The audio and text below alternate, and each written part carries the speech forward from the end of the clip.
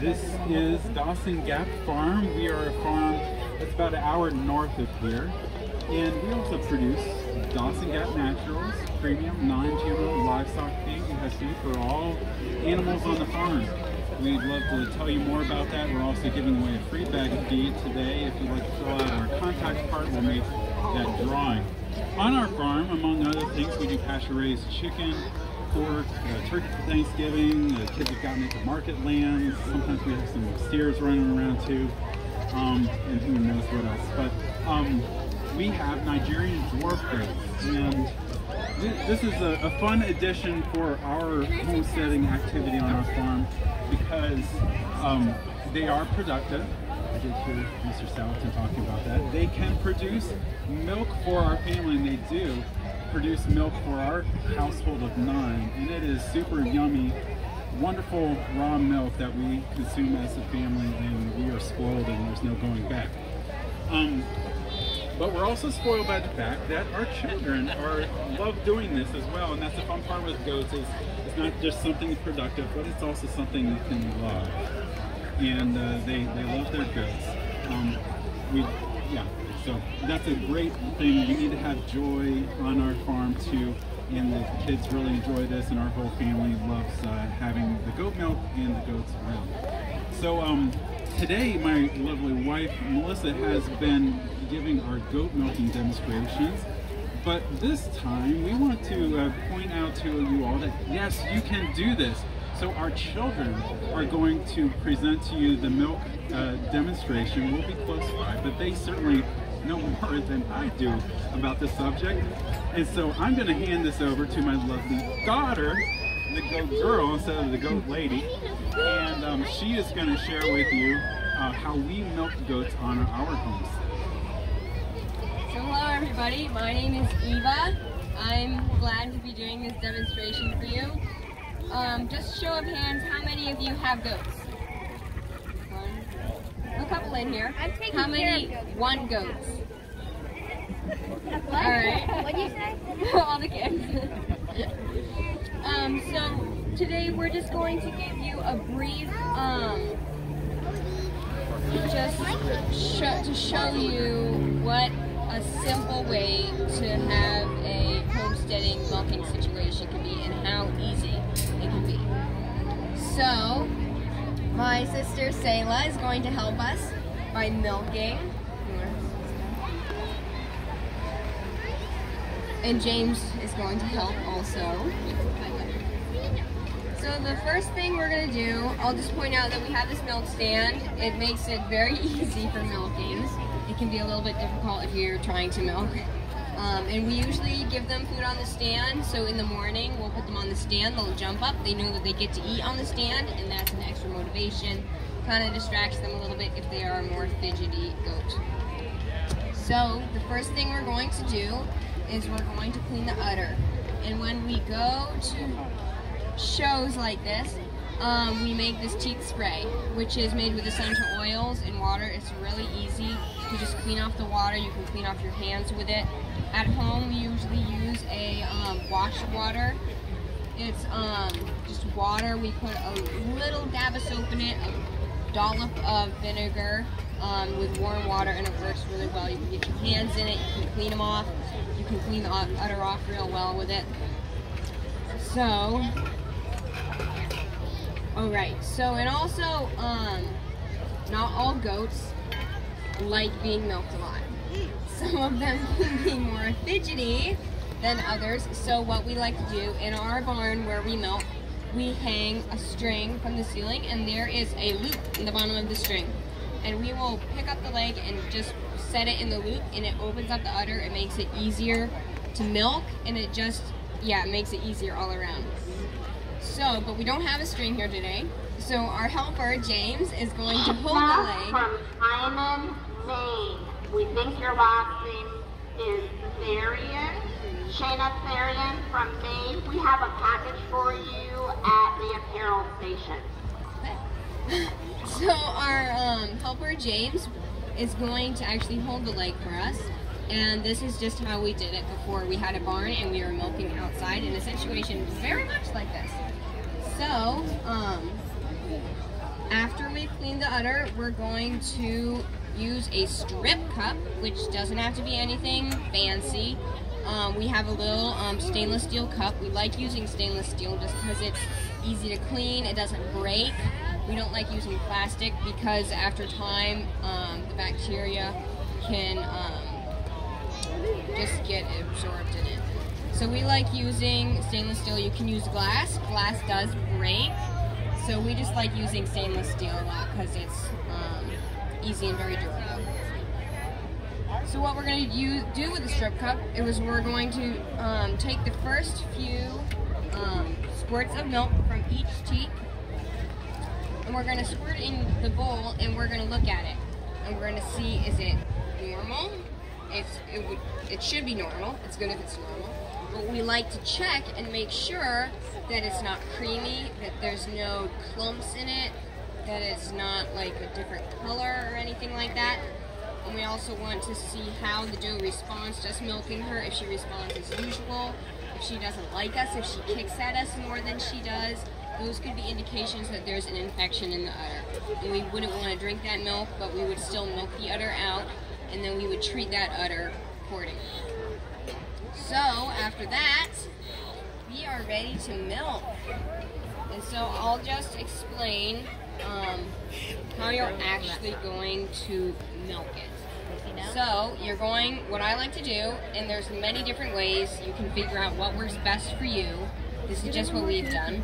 I take my first finger and my thumb and I wrap it around above the teat, right in between, so it's setting right on there and there's no gap in between my hand and the teat. And then I will move my first finger down around the teat so that it's touching my thumb and almost closing off the milk in the teat. And then you can either continue moving your finger down and can I have your attention, please? Shayna Sarian from Lyman, Maine. We have a package for you at Apparel. Shayna Sarian of Lyman, Maine. Please pick up your package at Apparel. So you continue using your first finger to squeeze the milk out, or I like to use my middle finger to squeeze the milk against the back of my hand, so you can see how Sally's doing. So then you're just going to keep milking it. Lots of people ask, how do you know when the goat's udder is empty? You pretty much just won't be able to milk anymore. You'll be able to feel the udder, it will feel very empty.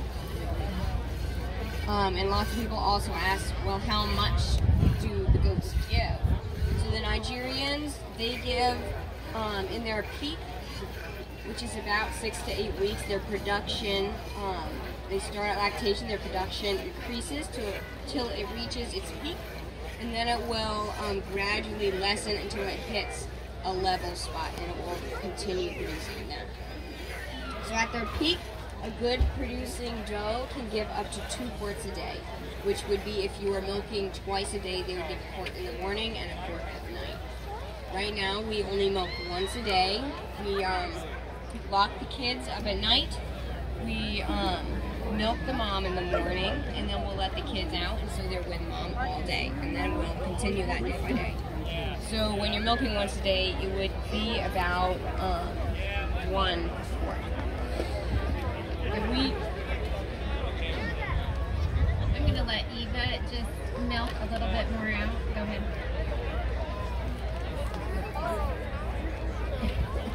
When you're first learning, it can be a slow process, so I encourage people to just keep working at it. And then as you get better, you can milk real fast. Milking out a doe, sometimes 5 minutes, maybe up to 10 minutes. Eva's been milking since she was about 8. And I just, this doe was carrying quite a bit of milk. We'll milk her out about halfway so that we can use her again at the end of the day. What, did you milk her out? Not quite halfway. Not quite halfway, that's good. So anyway, Sayla's going to walk around. You can walk through the crowd so they can actually see what the milk, you can do it.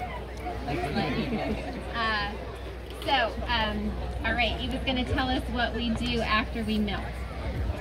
Okay, so when you're milking, oftentimes some hair or dirt will get into the milk, and obviously we don't want to drink it. So what we're going to do is we take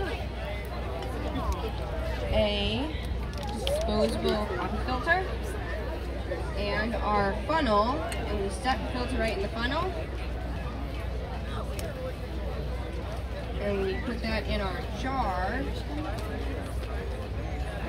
just like that. And you can use paper towels. They're just a little bit more messy. We found it easier. You can wash the funnel and the coffee filter. And you just pour it right in, and it filters out any hair or dirt that could have gotten into the milk while you were milking. And then after we do that, we actually take it right inside.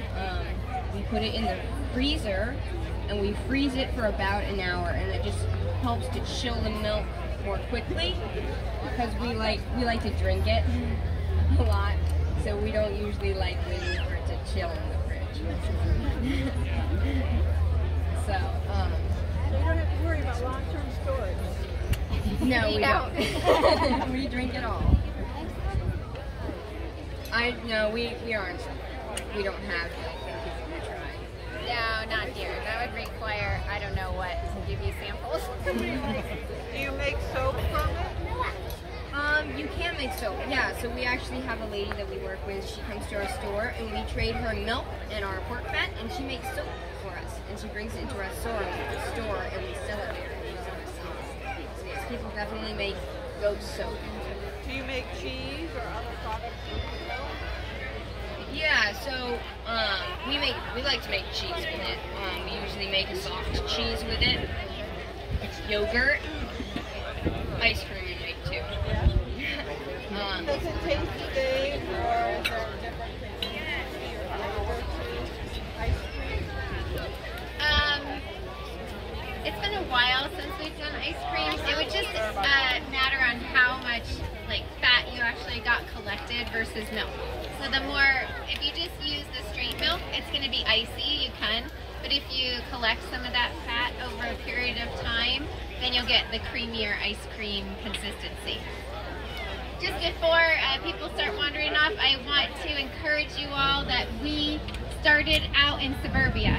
So we knew none of this, never grew up with livestock, and have learned it all, and you can too. And I love this conference. We've met so many people looking to move out to the country, get some land, maybe add some animals, and I just want to encourage you that you can do it. It's an amazing adventure. It's a great way for children to grow up. Highly, highly recommend it. So we can take a few more questions. Eva's going to answer for y'all. And then when we wrap up here, we'll still hang out and be able to talk to you some. So any other questions you want? Thank you. Yes. How many different goat breeds have you gone through to get the Nigerian dwarfs? We actually started out with Nigerian dwarfs. So, yeah, I mean, there are lots of other breeds. The other breeds, though, their milk tends to have a stronger flavor. There's not as much butter fat in it, which makes it sweeter. So that's another reason we really like the Nigerians, because their milk has that high butter fat, and it's really sweet. We like it, and it's like as good or better than raw Jersey cow milk. Is there a question over here? We've had lots of questions for butter. The one thing about making butter is that all goat milk is naturally homogenized, so the cream doesn't separate as quickly like cow milk does. So it just takes longer to set out to collect the butter, to collect the cream. We've never made butter, so I'm not sure if it does the same thing that the cow butter does. Okay. Thank you. Any more? About when the milk changes. Oh, right. Okay. So you got your goats, and you were so excited. You milked your goats, and you tried the milk, and then you're like, "This tastes awful." So goats, they aren't necessarily like cows. So their production level changes, the flavor in the milk also changes. So if you drink your milk at like 2 to 3 weeks, it's gonna have a stronger flavor. It's gonna have that goaty flavor, which you don't like. So then you have to wait to about 6 to 8 weeks until their milk actually gets that sweet flavor to it and tastes the best. For Nigeria. For Nigeria. I don't know about the other breeds.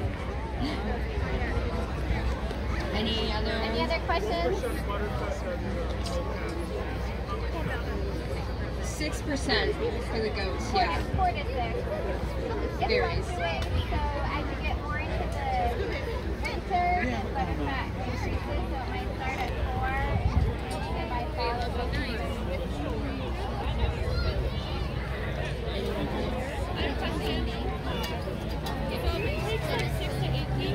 Develop a better flavor. What's the shelf life?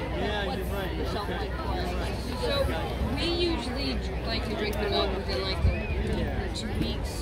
Yeah, I mean, 1 week, when you get into 1 to 2 weeks, just like cow milk, it's gonna sour, but then you can still use it. I mean, raw milk doesn't go rancid like store milk.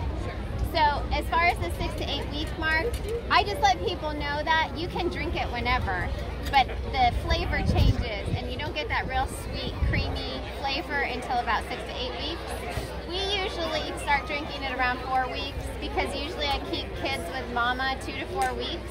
Then I lock kids up at night and milk mama in the morning. And any of that early milk that we don't feel like drinking, I just use for cooking or making cheese or soap or whatever. Yep. Alrighty, so thank you everybody for coming. I'm glad we created this demonstration. I hope it just helps you see how easy and simple it can be. And we will still be here. We'll be at our booth where we are advertising our non-GMO verified feeds for all livestock. And if you have any more questions, please just come up and ask us. We'll be here all day. So, thank you.